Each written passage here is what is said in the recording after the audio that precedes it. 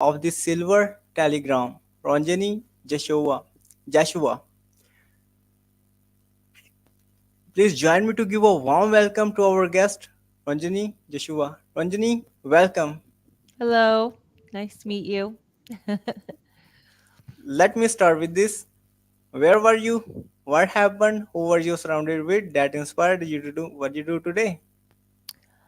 I was in college, I guess. um, I went a non-traditional route for my family. My dad's an engineer, so that's not a usual thing, but I went into journalism and communications.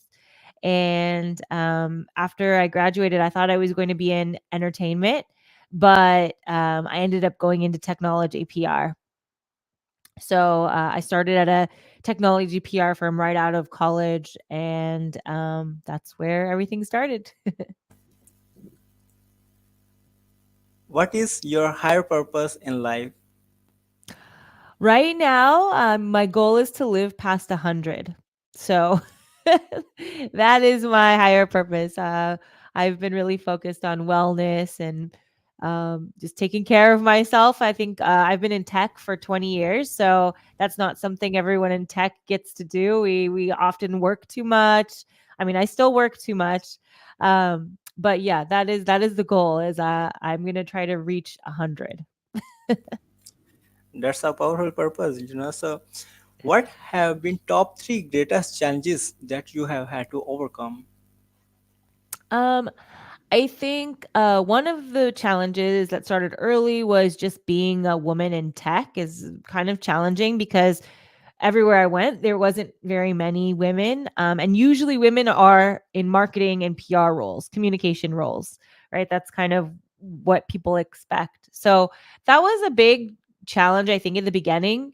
But now, the technology industry is becoming a lot more diverse. So that's changing. It's still a challenge, but it's changing. Another big challenge was starting a business. That has been pretty eye-opening. You don't know that you don't know a lot of things when you start a business, and so all of those things kind of unfolded for me because I didn't have intent to start a business when I started working. I was just a freelancer, and then I needed help, and then so I just started to bring people on, and that became a business. So yeah, that's one of the things is really like you have to be very intentional about starting your own company or starting a business because it's you find out all these other things after you start and it becomes very complicated. Also that, you don't end up actually doing the thing that you were trained for.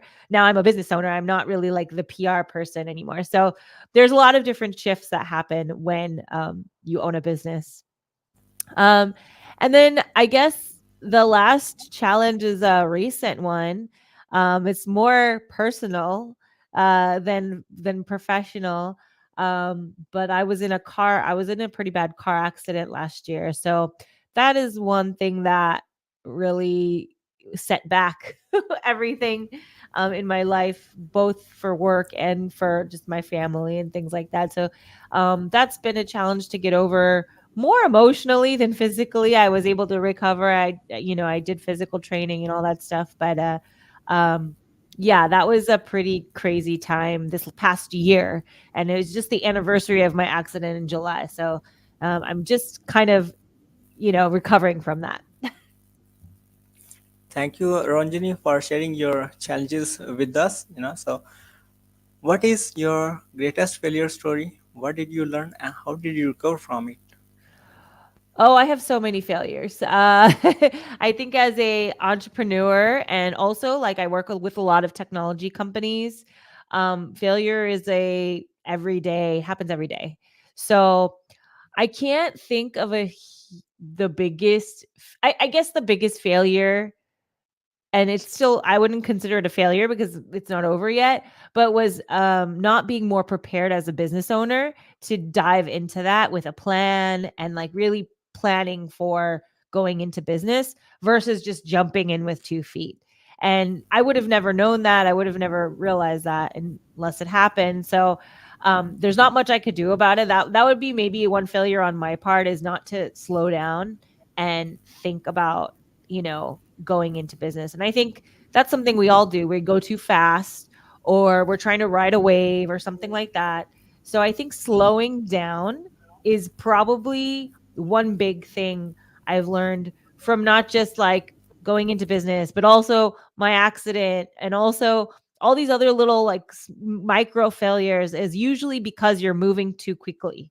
So I'm trying my best all the time to just slow down, do one thing at a time.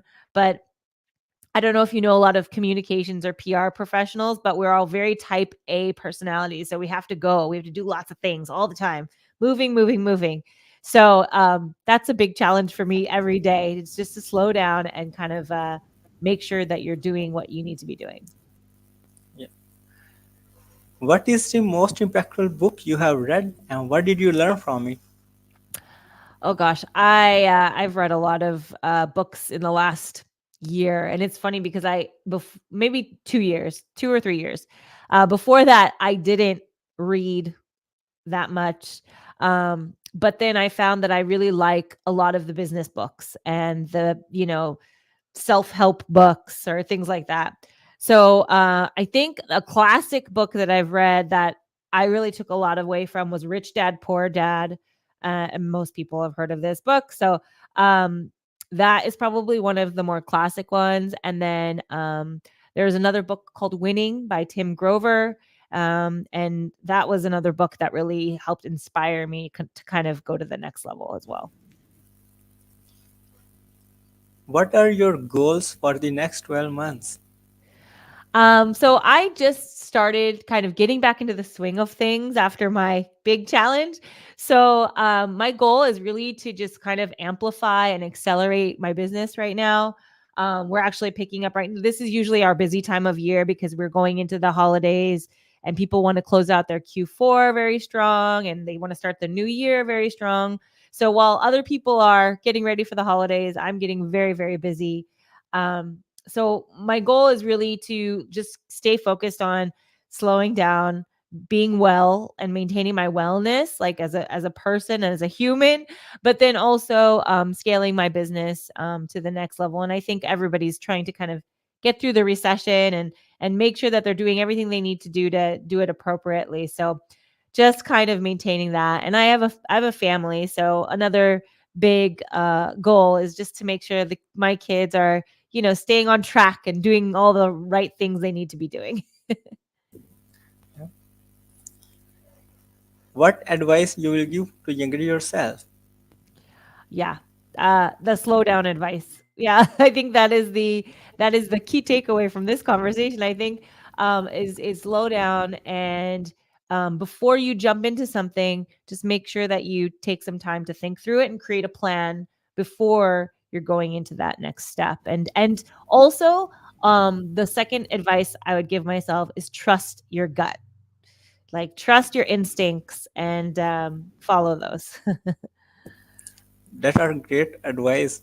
So, how can we support you?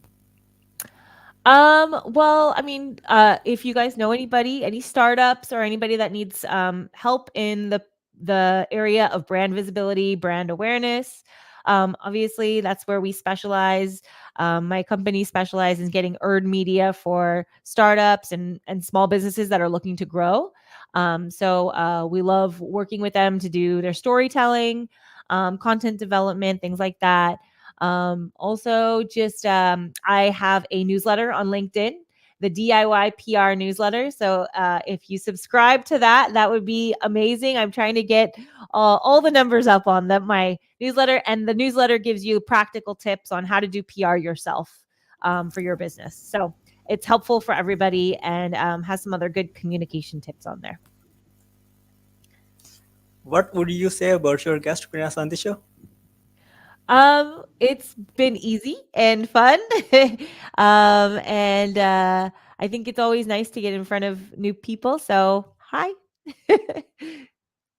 Thank you so much for your kind words. What closing thoughts would you like to share with our listeners?